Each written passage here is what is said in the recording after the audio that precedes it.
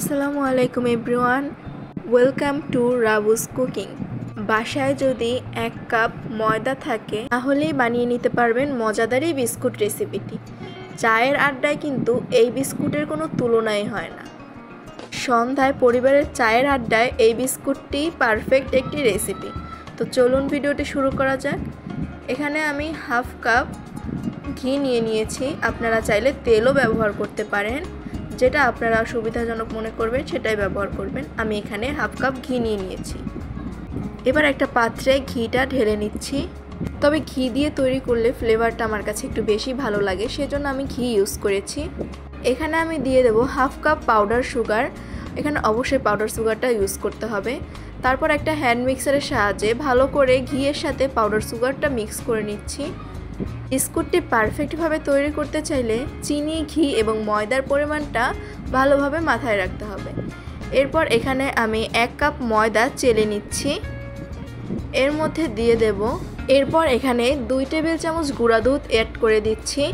এটা অপশনাল, তোমরা এটা ব্যবহার নাও করতে পারো। এরপর এখানে দিয়ে দেব 1 টেবিল চামচ পরিমাণ বেকিং পাউডার।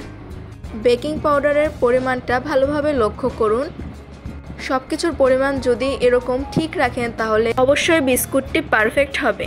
এরপর এর মধ্যে স্বাদ অনুযায়ী লবণ অ্যাড করে দিয়েছি এবং 1/2 টিস্পুন এলাচ গুঁড়ো অ্যাড করে দিয়েছি। এবার সকল শুকনো উপকরণগুলো চেলে নিলাম।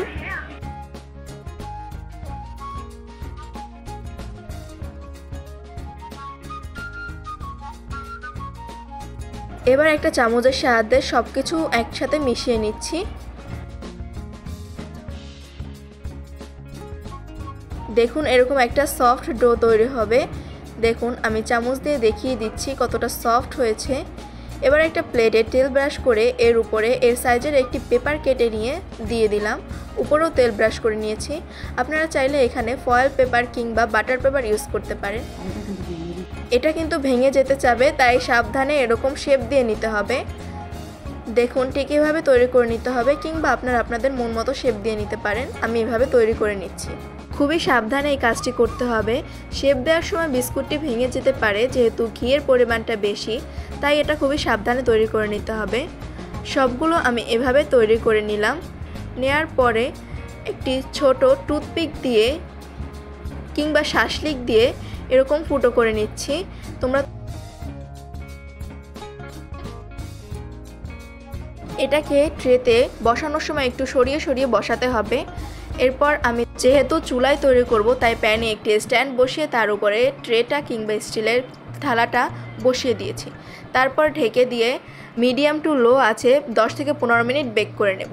10 থেকে 15 মিনিট পরে দেখুন কতটা সুন্দরভাবে বিস্কুট তৈরি হয়ে গিয়েছে। বিস্কুটটা বসানোর সময় অবশ্যই একটু ফাঁকা ফাঁকা জায়গা রেখে বসাতে হবে, তা না হলে এভাবে লেগে যেতে পারে। কারণ বিস্কুটটা যখন মেক হবে তখন এটা আরও ফুলবে। আর এই বিস্কুটটি কোনোভাবেই গরম অবস্থায় উঠাতে যাবেন না, ঠান্ডা হলে উঠিয়ে নেবেন। দেখুন ঠান্ডা হয়ে গেছে, এখন আমি আস্তে আস্তে সবগুলো উঠিয়ে নিচ্ছি। এটা গরম অবস্থায় অনেকটা নরম থাকবে, যখন ঠান্ডা হবে তখন শক্ত হয়ে যাবে। দেখুন আমি সবগুলো উঠিয়ে নিচ্ছি। এটা কিন্তু একদম শক্ত হয়ে গিয়েছে। গরম অবস্থায় কোনোভাবেই উঠানো যাবে না, ঠান্ডা অবস্থায় উঠিয়ে নিতে হবে। ঠান্ডা হয়ে গেছে, দেখুন কতটা ইজিলি এটা উঠে গিয়েছে। সন্ধ্যায় কিংবা রাতে কিংবা বিকেলে কিংবা সকালে যখনই আপনারা চায়ের আড্ডা দিবেন, সাথে এই বিস্কুটটি থাকলে তো কোনো কথাই নেই। তো দেখা হবে নতুন কোনো ভিডিওতে। ভালো থেকো, আল্লাহ।